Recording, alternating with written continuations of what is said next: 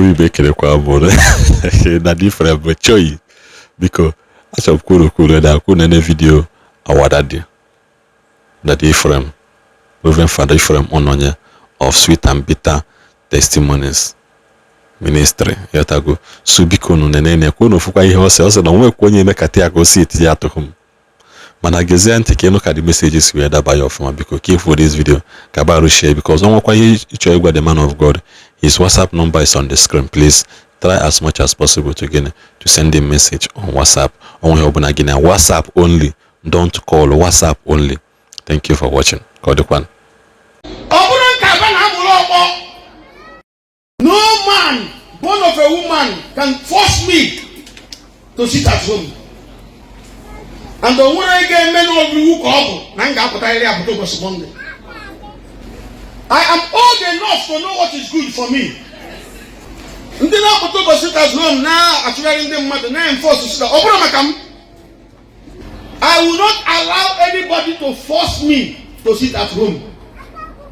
What do I do? When I'm going to sit at home, if you want to buy them online.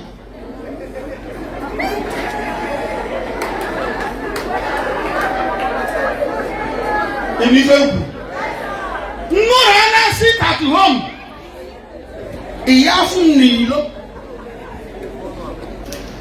So you need to either force them to sit at home. I can have you force them. I'm making one about the line.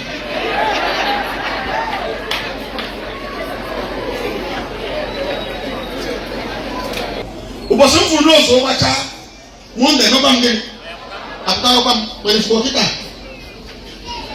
Mbana news. Makanese mo poti ilo na Monday. Manake wana kutaka without time in a police. If let me man, message the number 9 and over by force. Obodum kageji me stories that touch the heart.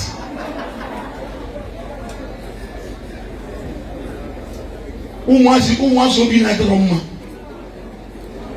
Ma kutadi ilo na Monday.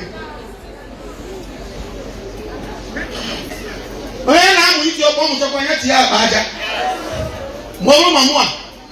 Iya fun ni ilo na Monday. Ogo no my appointment mo na gi wen na Monday. If Monday can na gi ha. If Monday can, that appointment I go cancel. No ndo kaliri ife di azu ya. Onwere kwa onye egburu ọpụtakwa ọzọ.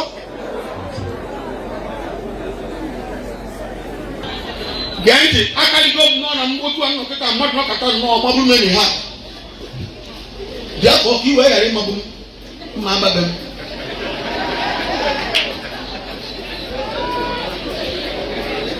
Mọbụmbụrụ moto na-aga mmadụ ọkata ọ na-akwụ gbaa na moto. You don't know say we sit at home. On the morning when we sit at home, ima afu moto mnilo, ima afu moto mkoya bang. Mo boko kifu mnilo na Monday. Mwa. Hadi monye waye mpa.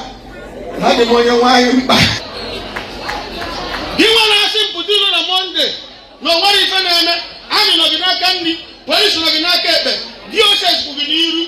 Civil defense kuginazu. Mbuta kita achiri menje Michael menje Gabriel menje yile lo bilo ko pa ni ba de na anya akamadi obia